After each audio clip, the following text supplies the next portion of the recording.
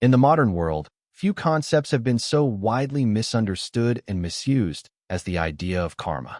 For many, karma has become a kind of cosmic justice system, an invisible force that balances good and evil, rewarding the virtuous and punishing the wicked.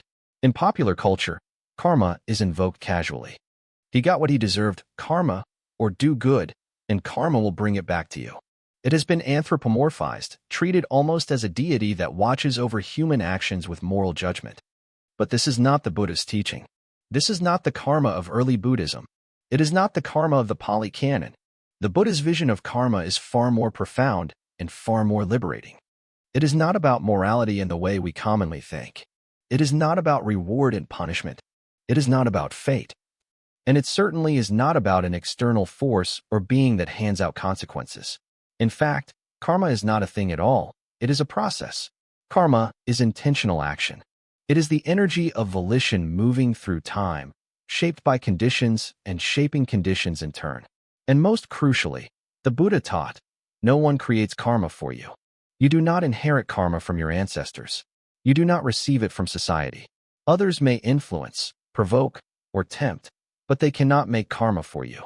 Your karma is born from your own volition, your own choices, your own responses. Yet even this, your, is not fixed or permanent. It is simply a convenient label for a constantly shifting process of mental, verbal, and physical acts, dependent on causes and conditions. This teaching, at first, can seem austere or even cold. If there is no one judging our actions, if there is no grand system of cosmic justice, then where is the morality? Where is the hope for fairness? But the Buddha was not interested in giving people comforting ideas about fairness. He was interested in helping beings wake up. He was interested in freedom. The profound freedom offered by the understanding of karma lies in this. If no one creates karma for you, then you are not a victim. You are not doomed. You are not trapped by destiny or cursed by your past. You are, instead, a participant in a dynamic system of causes and effects. You can influence the course of your life not by force, not by control, but by understanding. You can purify your actions by purifying your intentions. You can shape your future by seeing clearly in the present. And this is precisely what the law of karma is. Not a law imposed by someone or something, but a description of how intention creates consequence. Not because the universe wants to teach you a lesson, but because every action of body, speech, and mind plants a seed. That seed ripens under certain conditions. If the conditions are right, the result manifests. If they are not, the seed remains dormant. Just like planting a mango seed does not instantly produce a tree, your intentions may not ripen right away, but they do not disappear. They linger as tendencies, as inclinations, as mental patterns. And this is where mindfulness becomes essential. The more clearly you see these patterns, the more you can understand what is arising from past conditioning and what you are reinforcing in the present. The view that no one creates karma for you also dismantles the harmful habit of blame. How much suffering in this world is caused by blaming others for our pain, or blaming ourselves for our failures. But once we understand karma as conditional, we see that no single factor creates an outcome. Yes, others may hurt us. Yes, we may act unskillfully. But everything arises from a web of interdependence. There is no isolated doer in the absolute sense. There is only doing, unfolding through conditions. This does not excuse unethical behavior, it clarifies it. When we understand that someone acted out of greed, hatred, or delusion rooted in their own conditioning, we respond not with hatred, but with compassion. And when we see our own harmful habits as the results of past ignorance, we do not wallow in guilt. We apply wisdom and begin to change. There is immense responsibility in this teaching, but it is not a burdensome kind of responsibility. It is not about guilt or self-condemnation. It is about clarity. You do not need to fix the world, control others, or become a perfect being. You simply need to understand the process. When this arises, that arises. When this ceases, that ceases. And from that understanding, you begin to make new choices. You become aware of your intentions, and in that awareness, karma begins to change. Karma is not fixed, it is flexible. And that flexibility is the gateway to liberation. The Buddha never taught karma to make people feel guilty or fearful. He taught it so they would see the consequences of clinging, of hatred, of delusion, and the peace that arises when these are abandoned. He taught it so we would see that our actions matter, not because someone is watching, but because they shape the very fabric of our lives. And he taught it so we would stop searching for someone to blame and instead begin to look deeply into the nature of cause and effect. To understand that no one creates karma for you is to begin to walk the path of inner freedom. It is to stop blaming the world for your suffering and start understanding the conditions that give rise to it.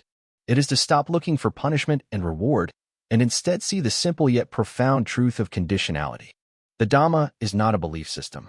It is a way of seeing. And when we see karma clearly, not as fate, not as punishment, not as reward, but as intentional action conditioned by countless factors, we no longer live in fear or fantasy. We begin to live in wisdom.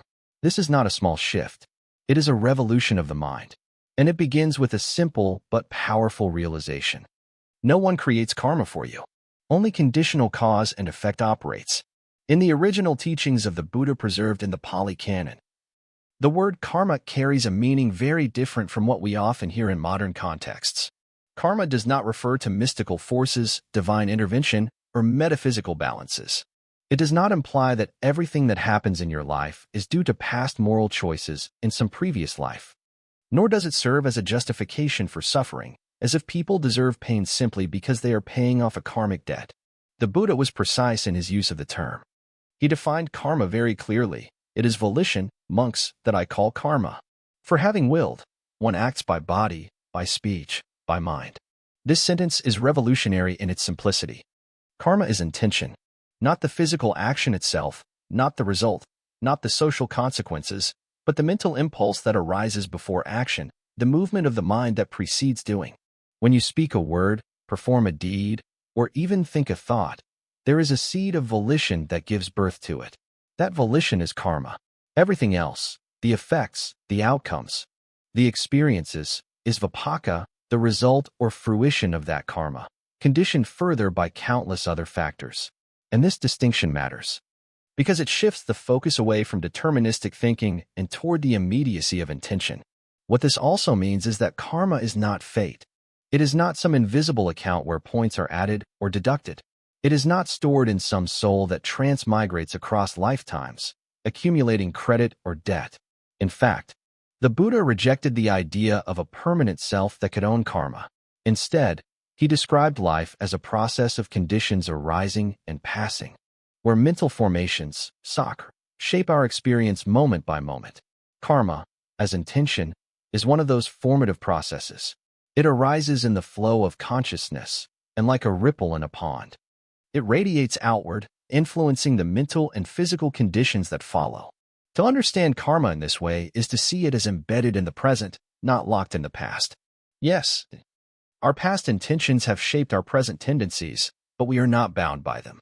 Because intention is happening now, we are participating in karma making in every moment. Every reaction, every thought, every word carries the imprint of intention.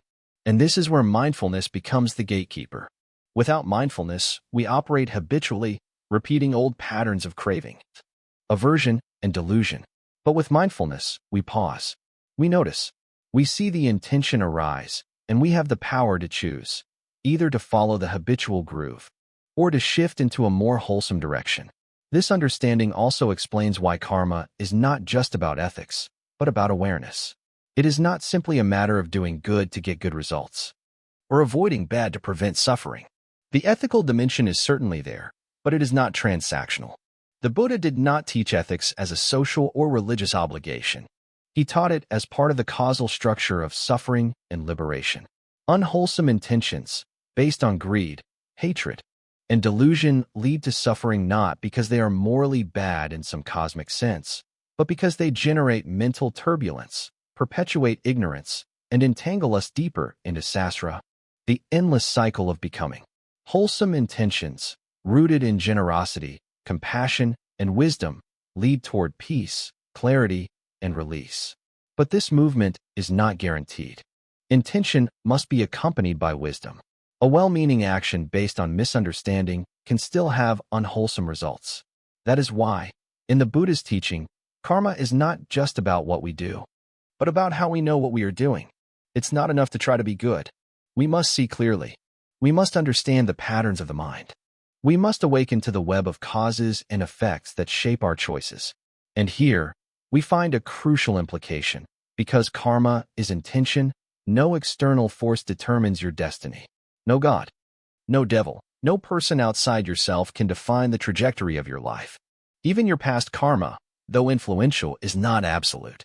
It is like a seed that may or may not find fertile ground. Conditions matter. The present matters. Your awareness matters. You are not a puppet of your past. You are not a victim of unseen forces. You are a participant in a lawful process of cause and effect. And that process is alive in your intentions right now. This is both empowering and humbling. Empowering because it means that transformation is always possible, no matter how difficult your past. Humbling because it means we cannot hide behind excuses or blame others for our suffering. If our intention is unwholesome, we must own it.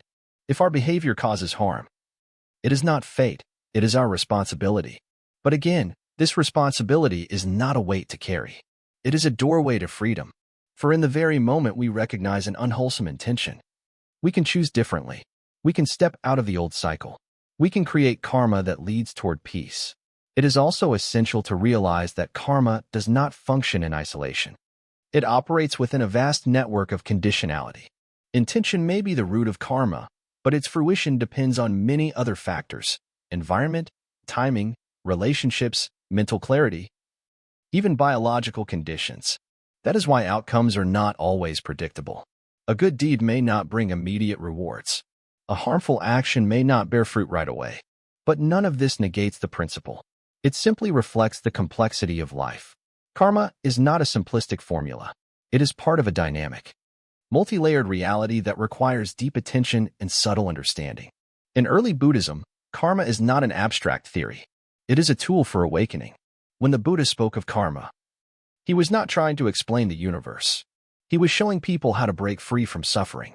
He was pointing out the direct link between intention and experience, between mental habits and emotional states, between the mind's movement and the quality of life.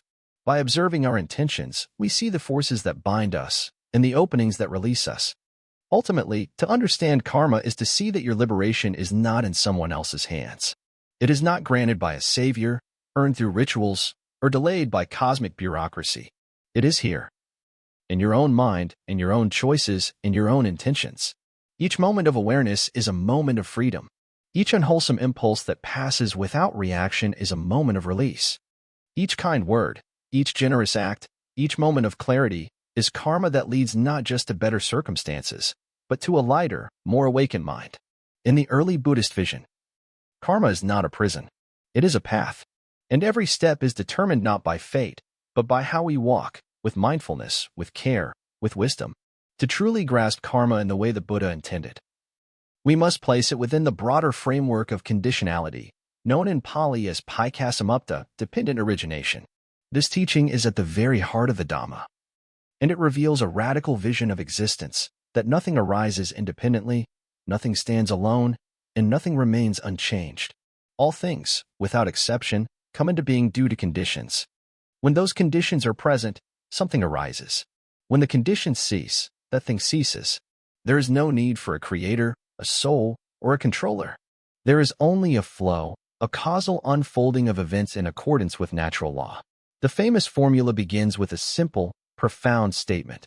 Imasmi sati, ita hoti, imaso asati, ita na hoti.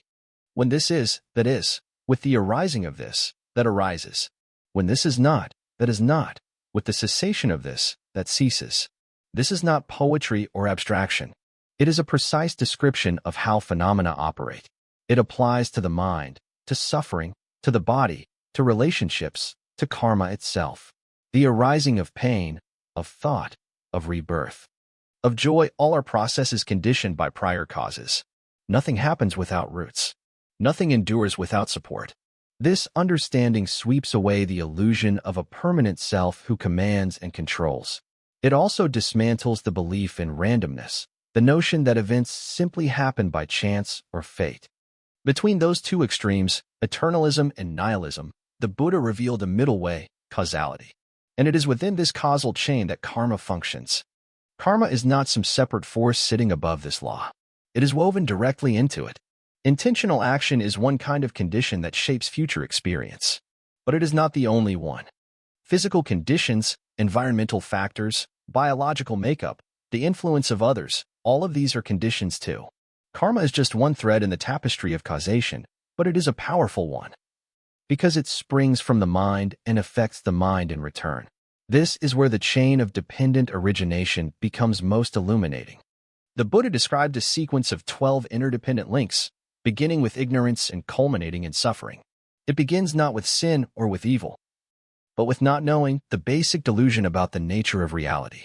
Because of ignorance, we create formations, the mental and volitional constructs that shape our actions. Because of these formations, consciousness arises, and with it, the body and mind, the six sense bases, contact, feeling, craving, clinging, becoming, birth, and ultimately, aging and death.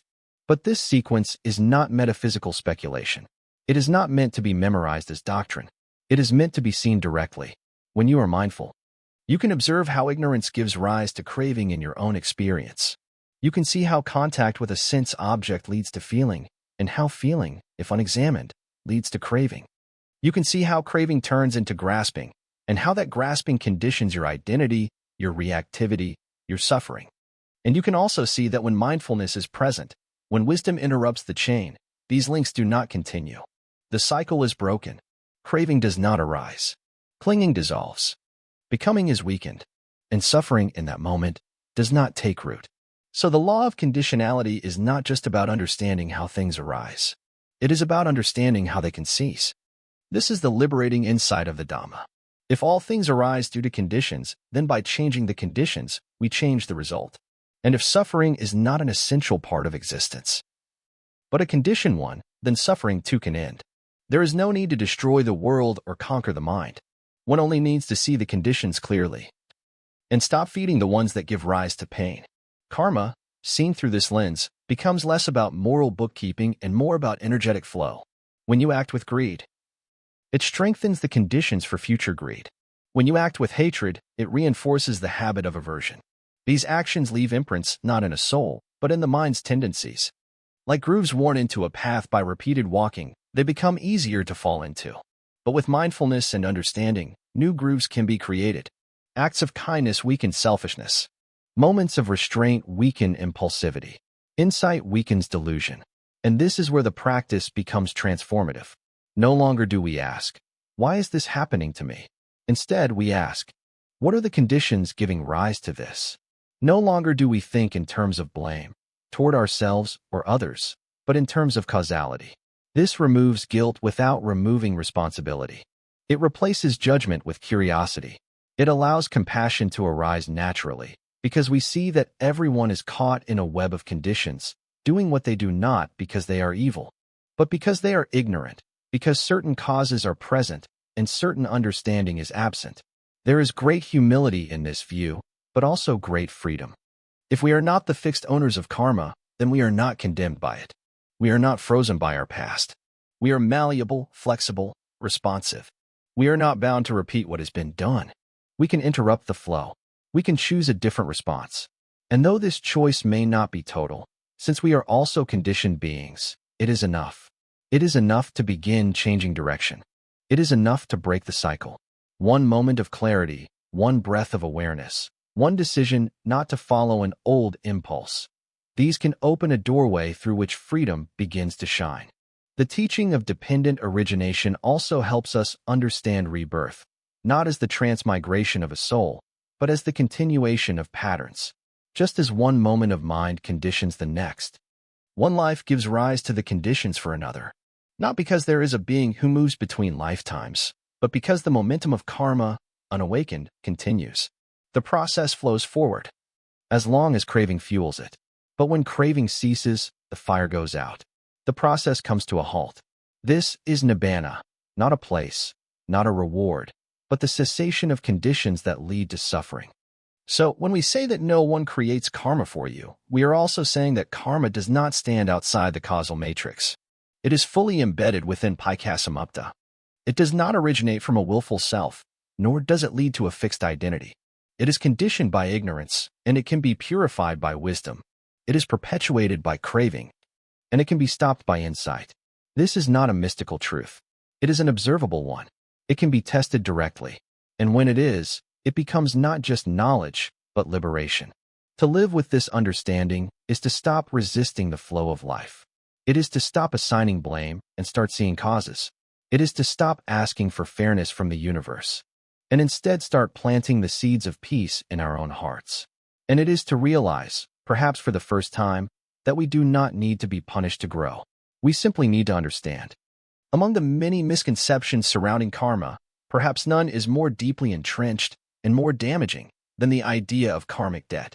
This concept, so widespread in modern spiritual discourse, imagines karma as a kind of moral ledger where every wrong deed incurs a spiritual debt that must eventually be paid. The more you harm, the more you owe. The more you suffer, the more it must be deserved. In this view, life becomes a long process of repayment. Suffering is explained as retribution for past misdeeds, even those done in past lives. Misfortune is rebranded as justice, and people are urged to accept their pain as something earned. This framework may seem tidy, even comforting at first. It implies that the universe is just, that no wrongdoing goes unnoticed, and that in the end, balance is restored. But the Buddha did not teach a karmic justice system. He did not describe karma as a debt that binds us to cycles of punishment. On the contrary, he taught that suffering arises from conditions, not because we deserve it, but because certain causes give rise to certain results. When we begin to examine the idea of karmic debt through the lens of dependent origination, we find that it has no foundation in the Buddha's teaching. To think of karma as debt is to reintroduce a moralistic structure into a system that is, at its core, amoral in the mathematical sense. Karma is not about good and evil in absolute terms. It is about cause and effect. Wholesome actions tend to bring about mental clarity, peace, and harmony. Unwholesome actions tend to bring about confusion, restlessness, and suffering. But this is not because someone is keeping score. There is no cosmic accountant tallying our wrongs. There is no divine judge assigning penalties. The results arise naturally, as heat follows fire, as wetness follows rain. There is no one to pay, and nothing owed. There is only the unfolding of conditions. One of the dangers of the karmic debt narrative is that it easily leads to fatalism and resignation. If we believe that our present suffering is merely the repayment of some past wrongdoing, especially a wrongdoing we cannot remember, we may feel helpless. We may endure abuse or injustice, thinking we are being rightly punished. We may judge others in pain, assuming they brought it upon themselves. This mindset breeds complacency, not compassion. It silences inquiry. It distorts empathy. It implies that suffering is always deserved, and that life is governed by moral bookkeeping rather than by wisdom. But the Buddha never taught that the causes of suffering are moral in this way. He taught that suffering arises when craving arises, when ignorance persists, when attachment grows. And these mental states can be present now, not just in the distant past. The emphasis in the Dhamma is always on the present, how you relate to your experience now, what intention is active now, what choices you are making now. The idea of karmic debt distracts from that present moment. It traps us in stories about the past, stories that we cannot verify, stories that we use to justify pain instead of understand it. In the early suttas, the Buddha consistently discouraged speculation about the hidden causes of one's suffering in terms of remote past lives. When asked about why one person is born with beauty, another with poverty, another with illness, he sometimes traced it to past actions, but he never insisted on this view as definitive. More importantly, he did not encourage dwelling on these explanations. Why? Because they do not liberate. Knowing the cause of your condition is not the same as freeing yourself from it. Freedom comes not from retrospective analysis, but from clear seeing in the present. Even more significantly, the idea of karmic debt often presumes a continuous self that owns the karma across lifetimes, as if a soul migrates and collects both merit and sin, carrying them like bags through countless rebirths. But this, too, contradicts the Buddha's insight. There is no unchanging self that can be the bearer of karma. What continues is not a being, but a process, an unfolding stream of conditions. What passes from one life to another is not a person, but patterns, tendencies of mind, inclinations of heart, deeply conditioned habits. You do not inherit your past karma like a person inheriting a family fortune. It is more like a candle lighting another. The flame continues, but the wax and wick are new. Once we let go of the idea of karmic debt, a new sense of freedom opens. We begin to see that suffering is not retribution, but a sign. It tells us that something in our system of thought, feeling, and begin asking, what is this showing me now? We enter into the real work of the Dhamma. This shift also changes how we relate to others. If we believe in karmic debt, we may distance ourselves from those who suffer, believing their condition is deserved. We may justify inequality, abuse, even violence, by invoking past life karma. But when we see karma as conditional rather than retributive, compassion flows more naturally. We understand that suffering arises not from guilt, but from conditions that can be met with care, wisdom, and skillful response. No one deserves suffering, but everyone is touched by it, and everyone has the potential to transform it. Moreover, this understanding protects us from the false hope that good deeds will always yield immediate rewards. Sometimes we act with kindness and receive cruelty in return. Sometimes we follow the precepts and still face hardship. In the karmic debt model, this is confusing, it seems unjust. But in the conditional model, it makes sense. Karma is only one strand in the web of causation. Other conditions, economic, social, biological, also play their roles. Your current experience is not solely the fruit of your past deeds. It is the outcome of many intersecting causes.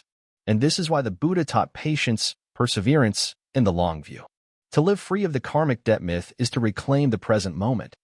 It is to act not from fear of punishment or hope of reward, but from the joy of clarity. It is to respond to suffering not with guilt, but with gentle attention. It is to realize that karma is not a system of debts to be paid, but a system of seeds being planted. Each intention, each thought, each word is a seed. Whether it grows into suffering or peace depends on what you do now, not what you did lifetimes ago. And this is the greatest gift of the Buddha's teaching. The promise that freedom is possible here and now, not after all debts are paid, not after all sins are purified, but as soon as we stop clinging to the illusion of debt and begin to see clearly the flow of conditions. As soon as we stop asking who deserves what and begin asking, what is wholesome now? What is skillful now? What will lead to less suffering for myself and others right now? In this light, karma is no longer a chain, but a path, not a sentence, but a possibility, not a debt, but a moment of choice. In the realm of human relationships, one of the most subtle and persistent delusions is the belief that we can somehow create karma for others, that we are responsible for their enlightenment, their downfall, their suffering, or their happiness.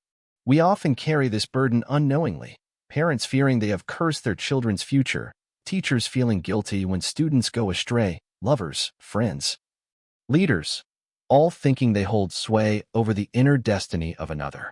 But the Buddha's teaching makes something very clear. No one creates karma for anyone else. Karma is personal. It is volition. It arises in the heart and mind of the individual, conditioned by their own understanding, choices, and circumstances. While our actions may influence others, we cannot act instead of them. We cannot produce their intention. We cannot plant seeds in their field. Their karma is their own. This may seem obvious at first, but it cuts much deeper than we think. Consider how much of our emotional energy is invested in trying to change others, trying to make them better, help them see the truth, or save them from themselves. We carry a secret anxiety that if they suffer, it might be our fault. We want to believe that we can protect them from pain, or perhaps guide them to joy. But this is rooted in a misunderstanding of how karma functions. Just as no one can eat on your behalf to satisfy your hunger, no one can generate karma for another. Intention is internal. It is formed in the crucible of a person's own mind, through their own awareness and choices. You can offer food, but whether they eat it and how they digest it is beyond your control. This truth can be both liberating and humbling. It is liberating because it lifts the unbearable burden of control. You are not responsible for how others respond. You are not the architect of someone else's fate. Even if your actions affect them, whether by kindness or harm, the karma that results is shaped not only by your intention, but by theirs. A gift may be offered in generosity, but if received in resentment or greed, the karmic result is shaped differently for the giver and the receiver. The act is shared, but the intention is not. Thus, each person creates their own karmic imprint within the same event. And it is humbling, because it reminds us that we cannot fix anyone. We cannot save people by force of will. We can inspire, support, encourage, offer wisdom, but we cannot make them see. Even the Buddha could not liberate others through sheer compassion. He could only point the way, offer the path, and describe the conditions under which awakening becomes possible. Whether or not someone walks that path is entirely their own karma. In this way, spiritual friendship, Kali Amitat, is an offering, not a manipulation. We walk together, but we cannot walk for each other. This principle is especially vital for parents, caregivers, and teachers, those who dedicate their lives to the guidance of others. It is natural to want the best for someone you love. It is natural to hope that your care will bear fruit in their life. But when that hope hardens into control, or guilt, or judgment, it becomes suffering. Many parents torment themselves over the paths their children choose, asking where they went wrong, what karma they passed on, what lesson they failed to teach. But children are not vessels for their parents' karma. They are beings with their own streams of consciousness, shaped by their own choices and causes. A wise parent nurtures, offers values, creates supportive conditions, but ultimately must allow the child to walk their own karmic path. Similarly, in spiritual communities, it is tempting to believe that our practice can somehow uplift others simply by proximity, that our awakening will radiate out and awaken others. While the presence of a calm and mindful person can be a powerful condition, it is still only a condition. It is not the cause of another's enlightenment. Even the Buddha's closest disciples awakened not because he willed it, but because they heard his teaching, reflected deeply, and saw clearly for themselves. The Dhamma was the condition, but the seeing was theirs. This insight also tempers our judgment. When someone acts unskillfully, we often react with condemnation or blame. They should have known better, or it's their fault they're suffering. But knowing that we do not create their karma also means we must accept that we cannot fully know their conditions. We cannot see all the forces that shaped their choice. We do not know the depths of their delusion or pain. This doesn't excuse harmful behavior, but it allows us to meet it with compassion rather than arrogance. It shifts our response from condemnation to care, from they should be punished to they are caught in conditions they do not yet understand. And this brings us to a deeper point. While we do not create others' karma, we do influence conditions. Our speech, our actions, our very presence can either support clarity or confusion in others. A kind word may not enlighten someone, but it can soften their heart, making insight more likely. A cruel remark may not create their anger, but it can trigger latent tendencies already within them. So while we are not the origin of their karma, we are participants in the field of conditions. And this is why ethical conduct matters, not just for ourselves, but as a contribution to a more wholesome environment for all beings. The Buddha compared living beings to lotus flowers at different depths of a pond. Some are buried in the mud. Some are rising toward the surface, and some are beginning to bloom. We cannot force the flower to open, but we can provide sunlight. We can ensure the water is clear. We can remove obstacles. And sometimes, that is enough. Sometimes the flower opens not because we pried it open, but because the conditions were right. Understanding that we are not the creators of others' karma also encourages humility in helping. We begin to ask, not, how can I fix this person? But how can I support their growth without attachment? We let go of the need to be saviors or martyrs. We serve with love and release the outcome. This is not detachment in the cold sense, but in the wise sense. It is a surrender to the truth of interdependence. We do our part and allow others to do theirs.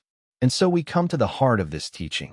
Every being is on their own path, shaped by their own intentions, unfolding through their own causes and conditions. No one can walk for another. No one can suffer or awaken on behalf of another. We are companions, yes. We are co-creators of the world we share. But each of us, in the silence of our own hearts, makes the choice that plants the seed of karma. Each of us answers the question, moment by moment. What am I cultivating now?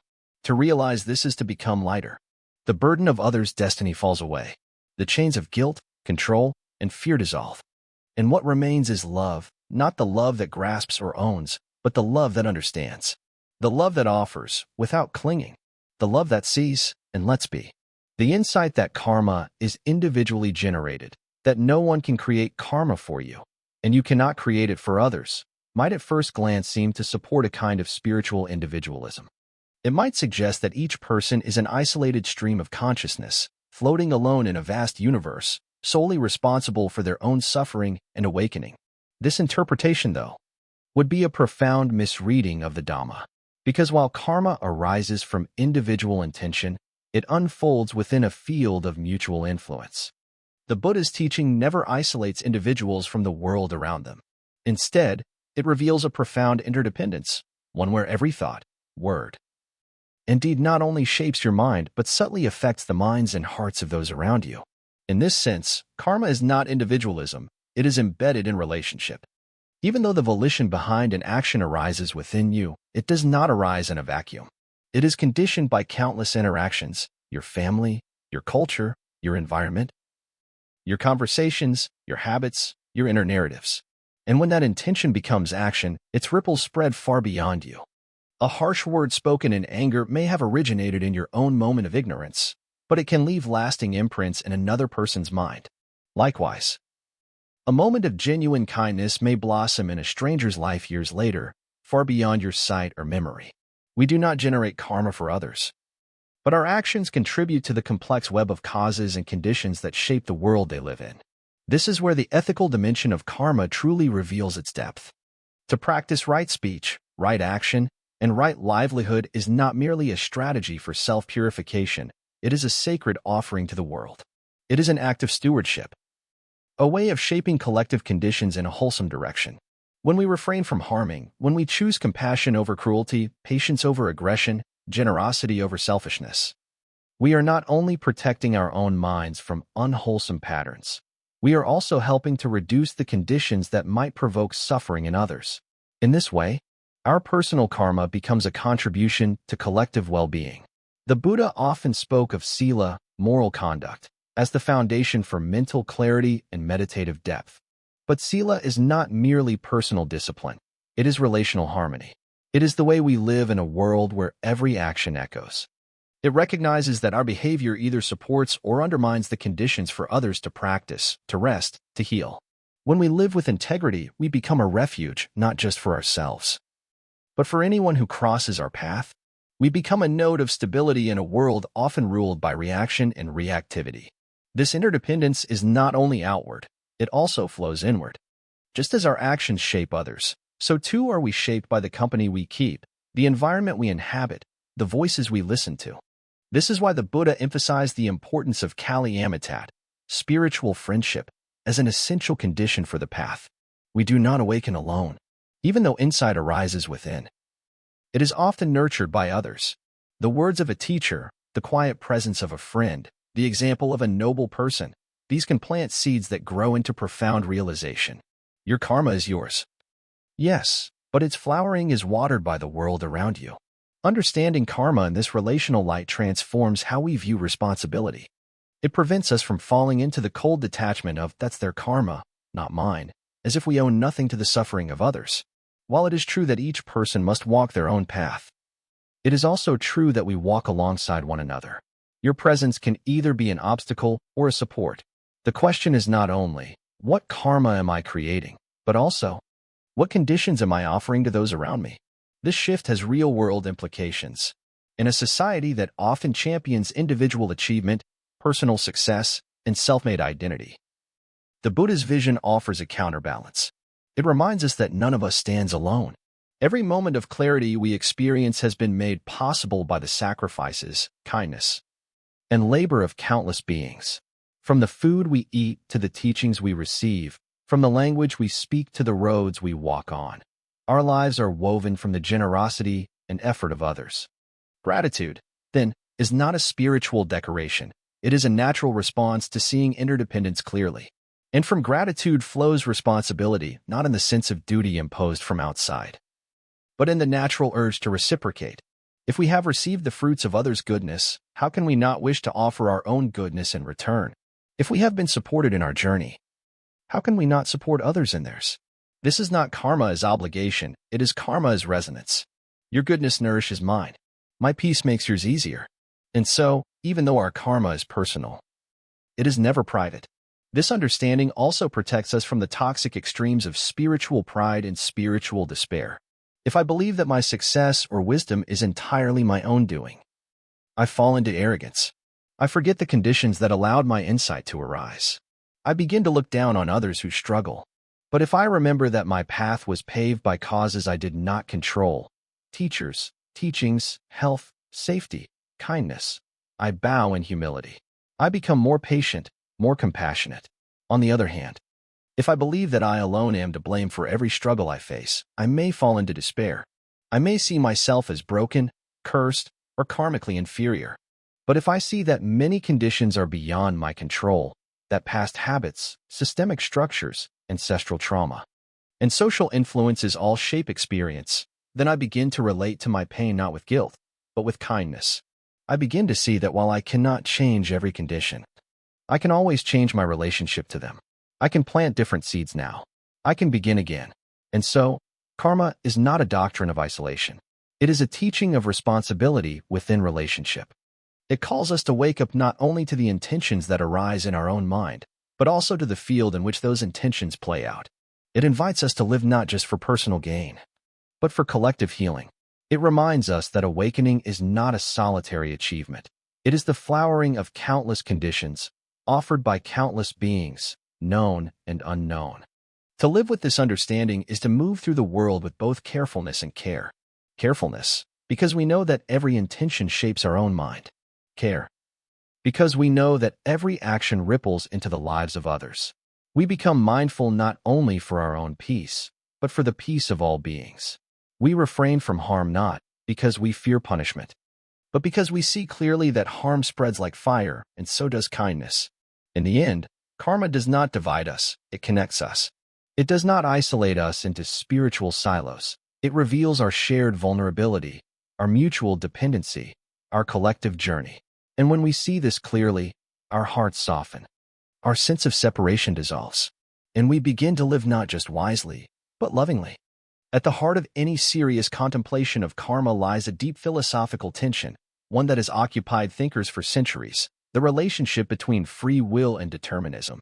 Are our lives the product of unchangeable forces, moving forward like a river that cannot be turned? Or do we have real choice, true agency, and the power to shape our destiny? In the Buddha's teaching, we find a subtle, clear middle way, a perspective that transcends both rigid determinism and naive notions of absolute free will. It is a vision grounded not in speculation, but in the direct observation of mind and experience. First, we must recognize that the Buddha never taught a doctrine of predestination. He did not claim that our lives are pre-written by past karma or by any divine force. He did not propose that everything we experience is a fixed consequence of past actions. In fact, he warned repeatedly against the fatalistic view that whatever a person experiences, pleasant, painful, or neutral, is all due to past actions. This, he said, is a mistaken view that leads to passivity, resignation, and despair. It leads people to avoid taking responsibility for their present behavior, hiding behind the illusion that the script of their life has already been written. But at the same time, the Buddha did not promote a romantic idea of total freedom either. He understood that the mind is deeply conditioned by habits, by culture, by prior actions, by emotions, by physical factors. We do not choose the family we're born into. The early experiences that shape us, the random events that push our mind in one direction or another. Our reactions arise not from an uninfluenced will, but from patterns that have been building for a long time. The personality we identify with is not the product of freedom, it is the product of conditions. And yet, within these conditions, something remarkable becomes possible: the emergence of wisdom. The mind, though conditioned, is not closed. It can observe itself. It can learn. It can break patterns. It can see craving arise and choose not to follow it. It can notice anger and pause. This is the miracle of awareness. It does not require us to be unconditioned beings. It simply requires us to know the conditions, to see how they operate. And in that seeing, a space opens, a space where volition is no longer automatic, where reactivity is interrupted, and where a new kind of choice begins to bloom. In this way, the Buddha offered a third path: not free will, not determinism, but conditional freedom.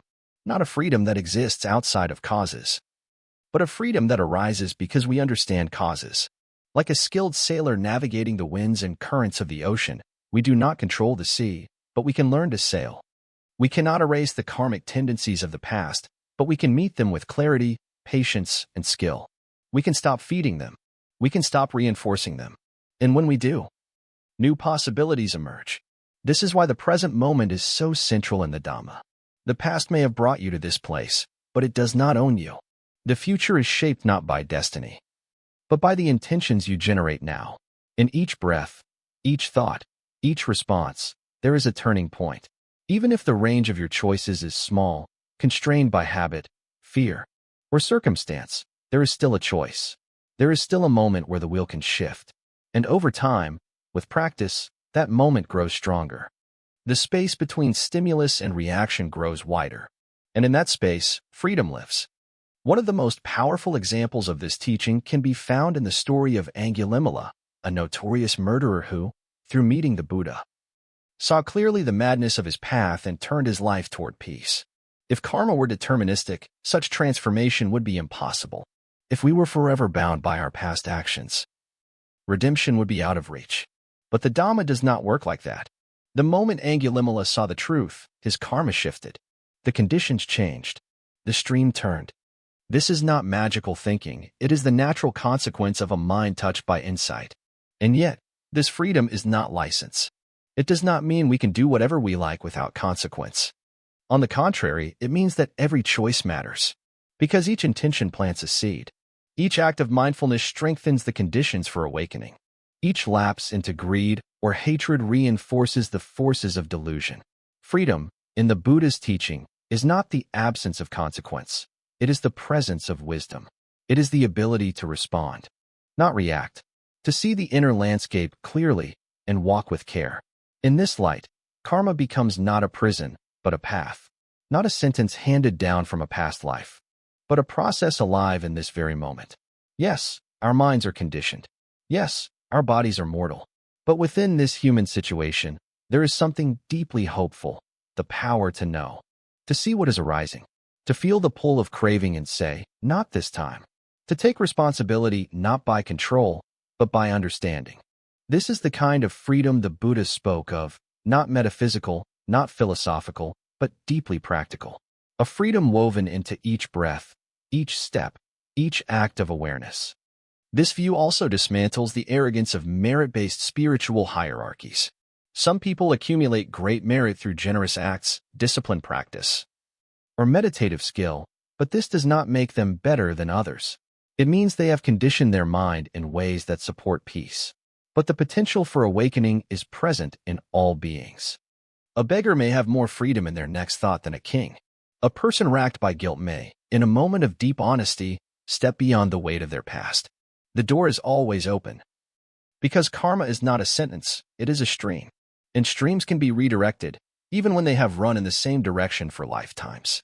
And so we return to the essential teaching. Satanya Kamavadami, intention is karma, and intention arises now. The past plays its role, but it is not the master. The conditions shape us, but they do not seal our fate. We are not blank slates, nor are we puppets. We are beings in process, shaped by what we do and what we see. And the more clearly we see, the more wisely we do.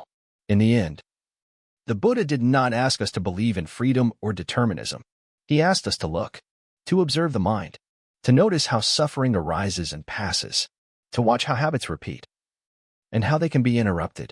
He did not offer dogma, he offered a method. And through that method, through mindfulness, through right view, through ethical living, the possibility of true freedom becomes real, not in some abstract future, but here, in the very next step you take. One of the most crucial shifts in understanding karma is realizing that it was never intended by the Buddha to be a grand explanation of cosmic justice. It is not a system designed to punish wrongdoers and reward the virtuous according to some divine metric. It is not a spiritual rebranding of what goes around comes around. Rather, karma is something far more intimate, more immediate, and more practical. It is a tool for liberation. The Buddha taught karma not to explain why bad things happen to good people, but to help beings understand how suffering arises and how it can end. He was not interested in settling metaphysical debates about fairness. He was interested in showing a way out of bondage.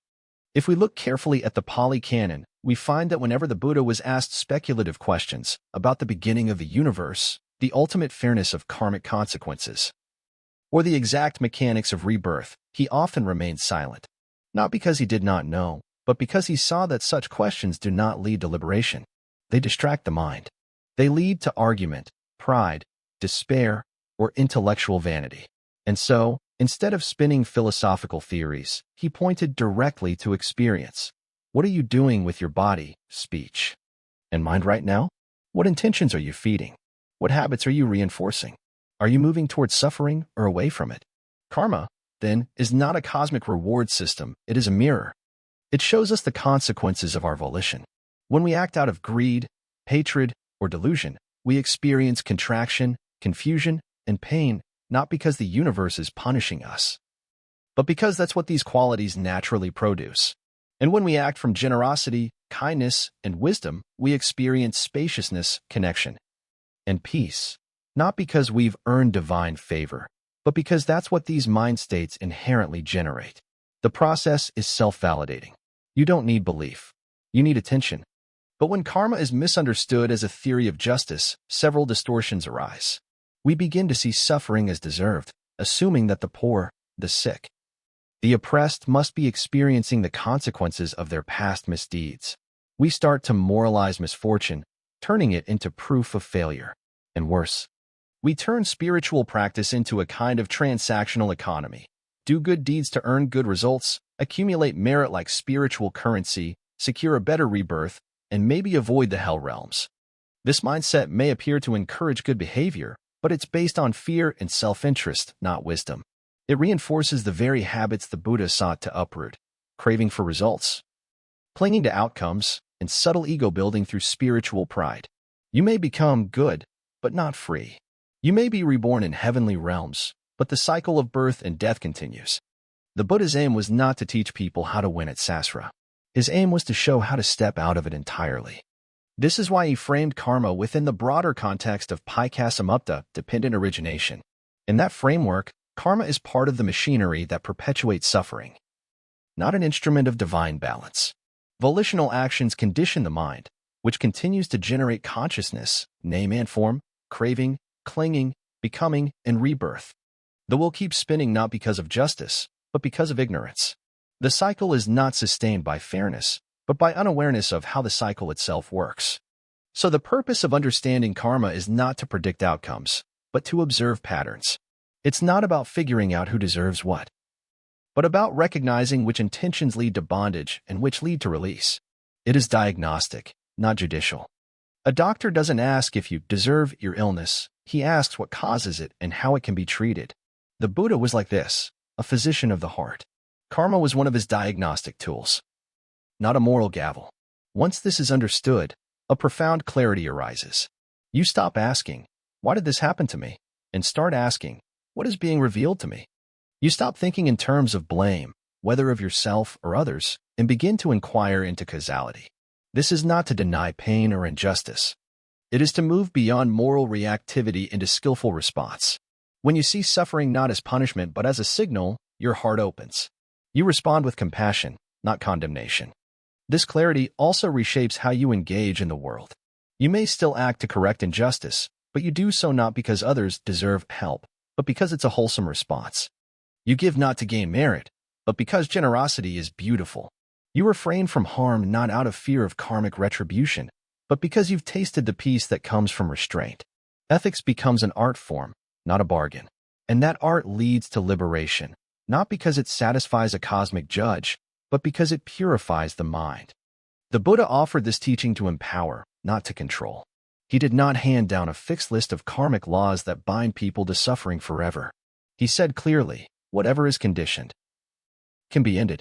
This includes karma itself. Once wisdom sees through the illusion of a permanent self, the craving that fuels karma weakens.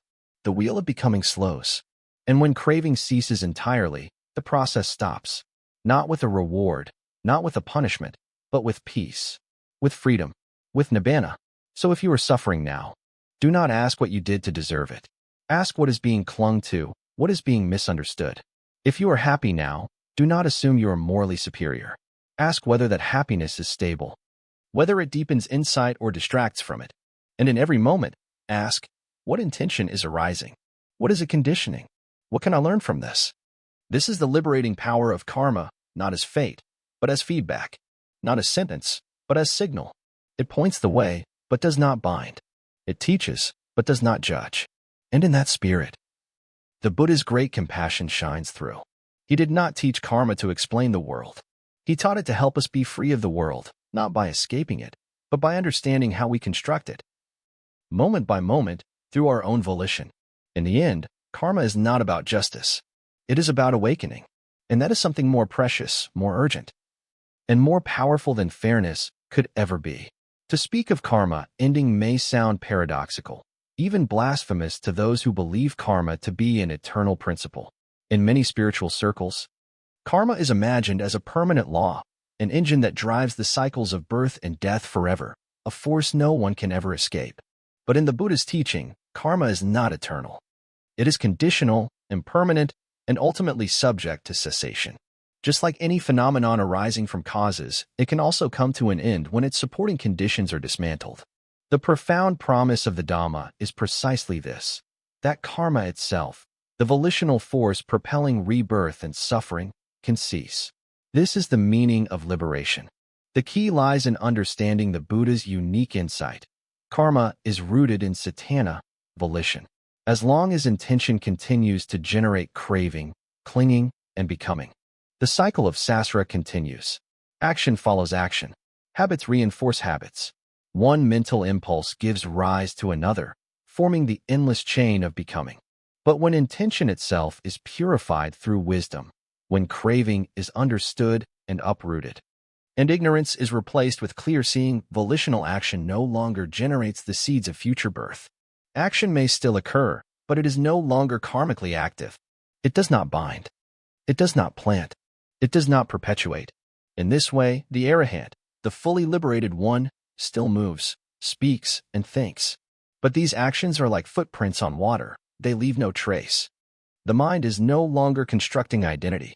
It no longer clings to experience. It no longer divides the world into self and other, gain and loss, pleasure and pain. The actions of such a person are free from self-reference. They arise from wisdom and compassion, not from craving or aversion. And because the seeds of becoming are not planted, rebirth no longer occurs. Karma ends not with the stopping of behavior, but with the stopping of delusion. This cessation is not annihilation. It is not the destruction of a soul, because the Buddha taught that no soul exists to be destroyed. What ceases is the process, the wheel, the pattern, the engine of suffering. What remains is not blankness, but peace. The mind no longer fabricates. It no longer projects. It rests in stillness, in clarity, in the freedom of not becoming anything at all. This is Nibbāna, not a place, not a reward, but the unbinding from all karma, all becoming, all construction. And yet, for most of us, karma is still very much alive. The mind is still active, intentions still arise. Desires still fuel the cycle. What are we to do with this? The Buddha's answer is both radical and gentle. Observe. Do not try to kill desire with force. Do not attempt to stop karma by sheer will. Instead, turn inward and begin to watch how the process operates. Where does intention arise? What precedes it? What follows? Begin to see how craving forms, how it attaches itself to experience, how it generates a subtle I behind every impulse. This is the beginning of wisdom, not as a theory, but as a living perception. As mindfulness deepens, a space begins to open. You see the flicker of thought before it becomes speech. You feel the rising of irritation before it turns into action. You witness desire begin to weave its narrative, and something in you no longer believes it. This is the gradual unraveling of karma, not because you are suppressing yourself, but because you are waking up. The energy that once fueled becoming is now being reclaimed as awareness. And in that awareness, the need to build, to grasp, to perpetuate starts to dissolve. Some traditions speak of burning off karma through suffering or ritual, but the Buddha offered something more elegant and profound. Karma burns out when fuel is no longer added.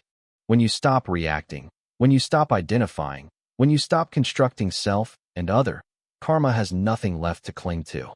This is why the practice of meditation is so central, not because it is holy in itself, but because it reveals the movements of mind with increasing clarity.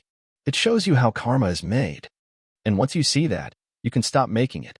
It is important to clarify that this does not mean inaction. The cessation of karma is not paralysis. The arahant does not sit in a cave doing nothing. They may teach, walk, eat, speak, even laugh. But these actions come from a place of non-clinging. They are expressions of presence, not of becoming. They do not create residue. In contrast, our ordinary actions, even well-meaning ones, are often infused with subtle craving, desire to be seen, to succeed, to avoid pain, to gain respect. These subtle desires bind the action to karma. But when action arises without craving, without the illusion of me, it is karmically inert. It is freedom in motion. This realization has practical implications. It means that spiritual maturity is not about doing more or doing better. It is about seeing more clearly. It is about acting with less self, less projection, less resistance. It is not perfection of behavior, but purification of view. The person still caught in karma may look outwardly disciplined and virtuous, but inwardly be striving, clinging, measuring themselves constantly. The one who has understood karma may live simply, quietly, with great compassion and no inner struggle. The difference is not in action, but in the quality of mind behind the action. In this light, the end of karma is not something far away. It is not reserved for saints or sages in remote caves. It begins whenever you pause before reacting. It begins whenever you observe intention without being swept away by it. It begins in the smallest moment of restraint, the simplest act of kindness. The first recognition that this is just a thought, not me. Karma ends slowly, like a fire that burns itself out when no more fuel is added. It ends in stillness, in silence, in letting go of the compulsion to become. And so the journey of the Dhamma is not toward accumulation, but relinquishment. Not toward building a better self, but seeing that no self needs to be built. Karma ends when the illusion ends. When the mind no longer believes it needs to construct itself through experience, through rebirth, through action. When that delusion falls away, nothing more needs to be done. This is the highest freedom, not because you have earned it, but because you have stopped generating the causes that obscured it.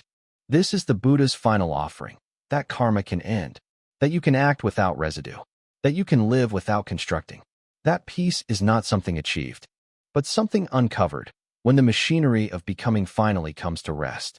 To understand karma correctly is to begin walking the path of liberation, not in theory, not as belief, but in direct relationship with one's own heart, moment by moment. All along this journey, we have peeled away the layers of misunderstanding. Karma is not fate, not punishment, not cosmic bookkeeping, not a system of eternal justice. It is simply this: Satanya Kamavadami, volition is karma. The intentional movement of the mind is what conditions your experience, moment after moment. The world you live in is not imposed from outside.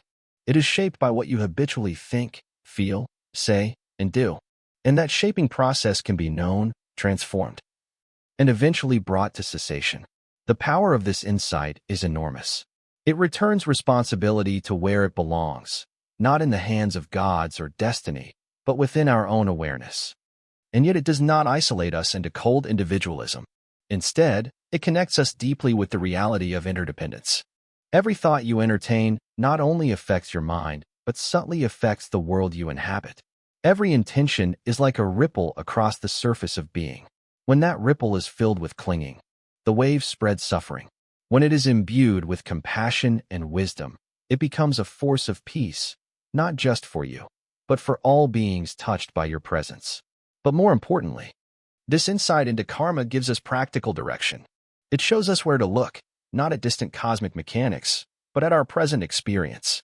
Where does craving arise? What does it feel like in the body? How does it move the mind? Where does suffering begin?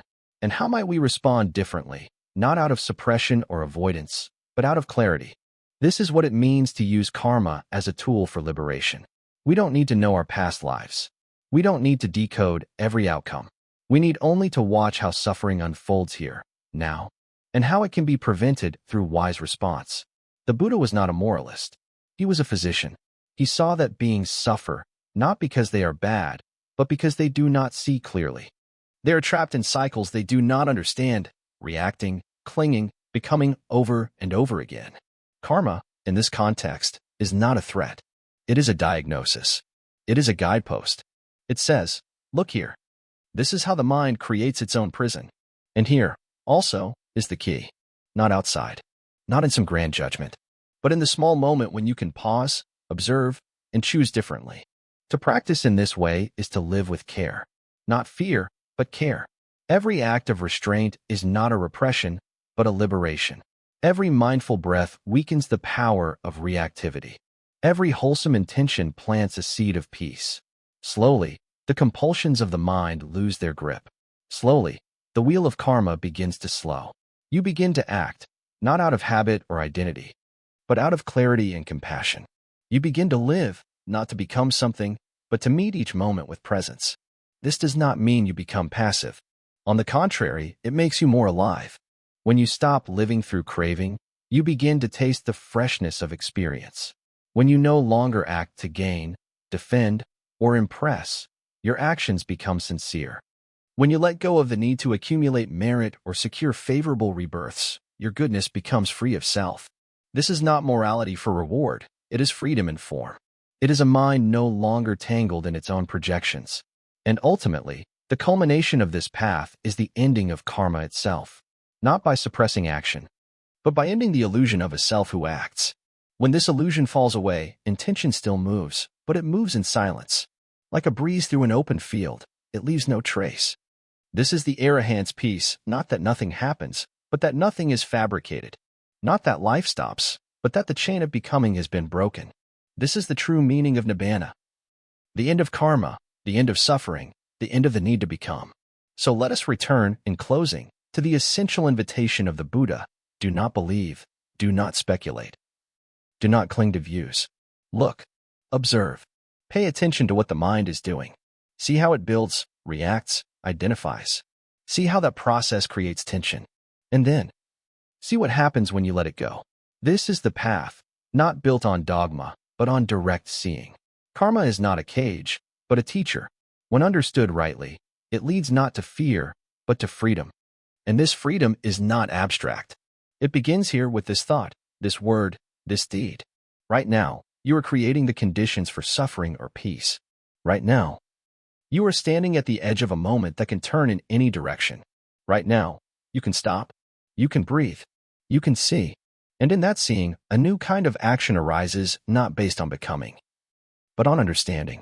This is the seed of liberation, and it begins where karma ends, in the clarity of a mind no longer building itself through time,